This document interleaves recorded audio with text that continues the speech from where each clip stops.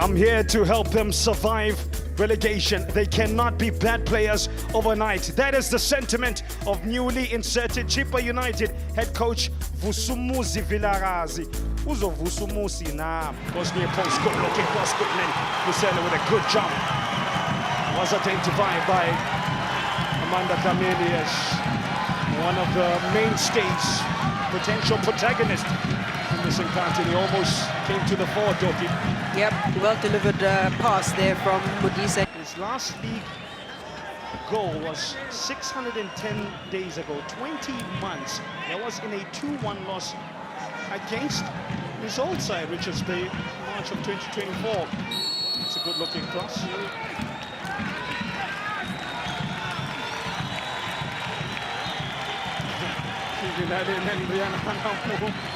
They're confused by that call. An in-swing once again from Modise. He just seems to have that consistency at this opening stages of the game of delivering those corners, and that's what you're going to need. You have two tall players in Tundane, and of course Evenga, you want to command and you want to commit them into those aerial duels. But a clash here with the goalkeeper Johnson just being involved. Of course, Evenga really fired up to probably add to those numbers you're talking about. Indeed, one goal for the 32-year-old. Johnson versus Musele. Slow runner from the experienced midfielder. Johnson thwarts it. Oh. And that's the story of Chippa United in a nutshell. It ain't happening for them this season, is it? Nope, it's not happening at all, and I thought it's a familiar situation for Chippa, like against Marumo Gallants, probably taking the lead first and probably committing themselves. Big missed opportunity from Musele. Fasika, fancy footwork from Fasika. And then calls Darren Johnson into a save. Who would have expected a good solo run from Fasika?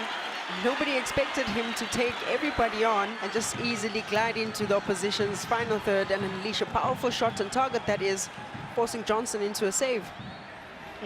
Absolutely skinned Minentle Nkobo. Now you see me, now you don't. As man born out of Kinshasa says the strikers aren't doing it, I'll take it upon myself. Is the DR Congo international hasn't scored this season as Fasika Itumba. I think another player that AmaZulu may be missing now because they're looking a little light on stocks is Igadaro. Now achieves good-looking pass. Looks to place it, and place it he does. Absolute composure.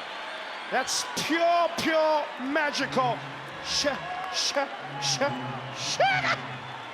Shiga ding ding. Nobody beaten. That penalty miss from Goodman Musele looks bigger than the River Nile. Chippa United's concentration being tested once again in a critical phase of the game, just as we're about to hit half-time. They go and they concede. New frontiers for Usutimo Peshankone. Old problems for Chippa United. Still in the box, needs a bit of composure. Is this the second? Oh, you betcha! With a man on his back. And it gets from bad to worse for the home side. In fact, it's just been a bad year. It's 2 AmaZulu 0. I think the goal scorer was Makoro. We spoke about just how key Kadebe and Dungobo are to this AmaZulu team. Every time they join the attack, that's that direct switch of play, diagonal pass to switch the point of attack. With the crucial first touch. But look at how they recycle. They wait for numbers to get in the box. And Makokolo, composed, still has to do so much more to shake off a Fasika. And certainly puts one away past Nwabali. Is it just the responsibility of the defensive department, or is the whole 11 failing in defending well? They need to defend even better here. Extin, big save by Nwabali. Finally something sticks for the big Nigerian. Akazwani says Kanja.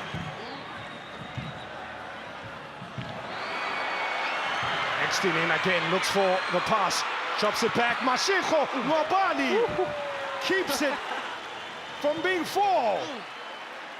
At this point, it's AmaZulu against Nwabali. Oh, taste, plenty of it to burn. I think he was not in control of the ball. What else referee Musimeng thinks? Penalty! Yep, definitely. Too hard to handle. Oh, was that a Ferrari? No, it wasn't. It was the pace of AmaZulu's front line. Don't tell me it's Makokolo yet again.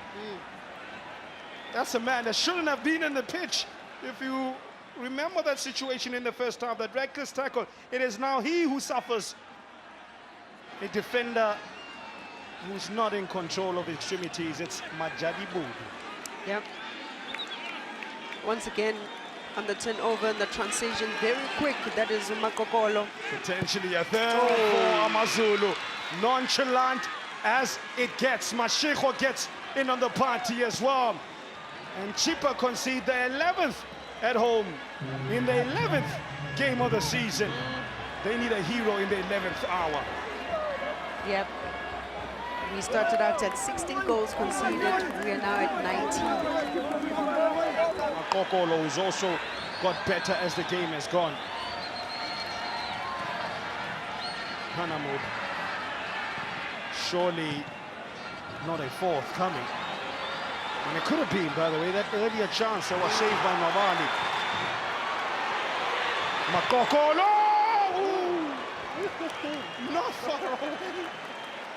Not far away at all. Makokolo with a sweet turn, but maybe the angle always up against him.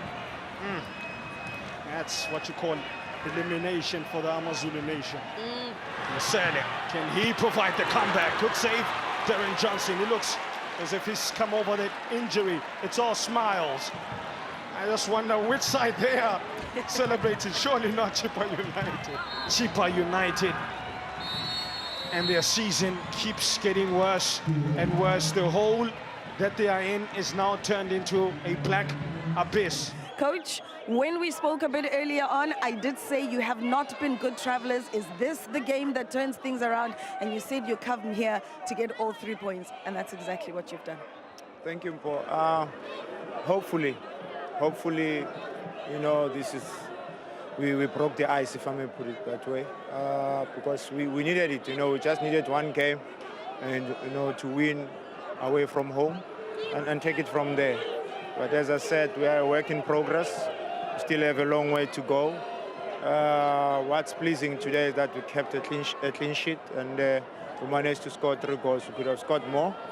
We're not clinical in front of goals, but I must give the guys the credit for, you know, for the great shift, and also, you know, working so hard in such a way that when you look at the physique, you know, and the size of the Chippa players, big, and you look at our players, you know, they're very young, and also they don't have, you know, bigger bodies, you know, physically. So we needed to keep the ball on the ground time and again, and make sure that we don't, you know, commit fouls closer to our goals, and free kicks, I mean to say corner kicks as well. But yeah, I think we started off, you know, very, very slow because they were on top of us, and they could have easily grabbed a goal. The keeper made a very good save from the penalty spot, and from that moment they had another chance.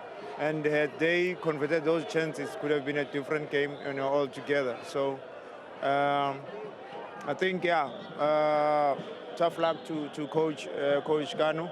Coach Kanu, I'm echoing the sentiments of Umangete. Hard luck on your first loss, but I'm interested in hearing what you assessed of the side in your first 90 minutes in charge. It's all good and well to see them at training, but a whole other thing to see them during a match. No, definitely, but I believe we started very well. We dominated the first half, and I think had we converted the chance that we got, a penalty, convert it into a goal, I think we'll be talking another language now.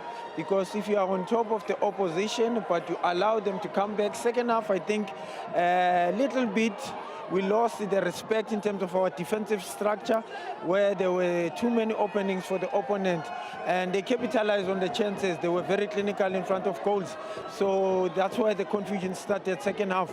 But even second half, we were much better in terms of the ball position, but obviously ball position doesn't win you games. You need to convert the chances or create more scoring opportunities, which was something that was not meant to be.